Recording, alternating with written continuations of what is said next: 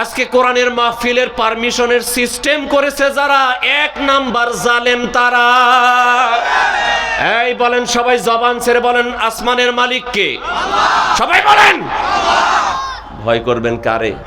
তাহলে ভয় আওয়াজ দেন না কেন? আপনাদের আওয়াজ যত কমবে আপনার পাশের ওই রাম বামের আওয়াজ তত বাড়বে। আপনার আওয়াজ হতে হবে বাঘের মতো, ঠিক না বলেন? মুসলমানদের আওয়াজ দেখলে মুনাফিক বেঈমানদের আওয়াজ অটোমেটিক কমে যায়।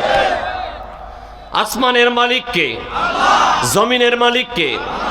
এর মাঝে যা কিছু আছে আমরা সহ সব কিছুর মালিক কে? আল্লাহ রাব্বুল আলামিন কোরআনুল কারীমে বলেছেন, লিল্লাহি মুলকুস সামাওয়াতি ওয়াল আরদ ওয়া মা বাইনাহুমা। আসমানের মালিক আল্লাহ, জমিনের মালিক আল্লাহ, যা কিছু আছে সব কিছুর মালিক আল্লাহ। কোরআন কার? তাহলে আসমানের মালিক আল্লাহ, জমিনের মালিক আল্লাহ, আমাদের সবার মালিক আল্লাহ। ওই আল্লাহর কোরআনের জন্য পারমিশন যারা সিস্টেম চালু করেছে, একটারও মনে হয় ঈমান নাই, অথবা এগুলা হলো মুনাফিক। দুইটা পথ তাদের জন্য খোলা আছে, হয়তো এটা মুনাফিক না হয় বেঈমান। কোরআনের জন্য পারমিশন লাগবে। মিয়া তুমি কে? কোরআনটা কি মানুষের নাকি কোন দলের নাকি?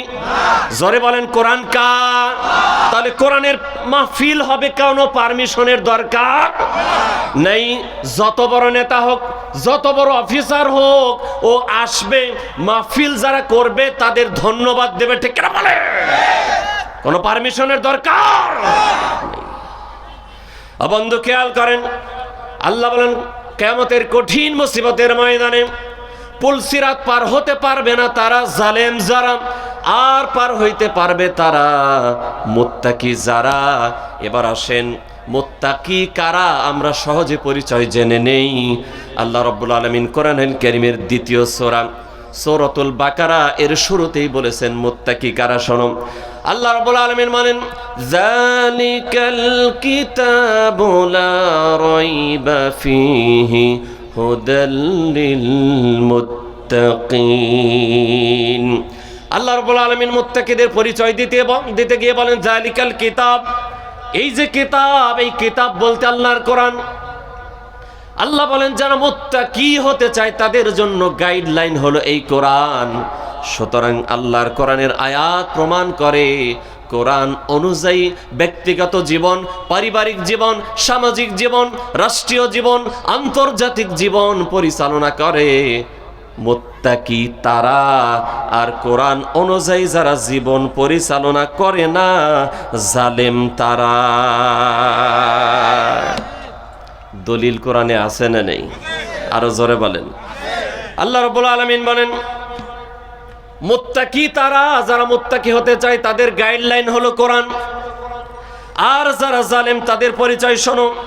আল্লাহ রাব্বুল আলামিন বলেন, وَمَن لَّمْ يَحْكُم بِمَا أَنزَلَ اللَّهُ فَأُولَٰئِكَ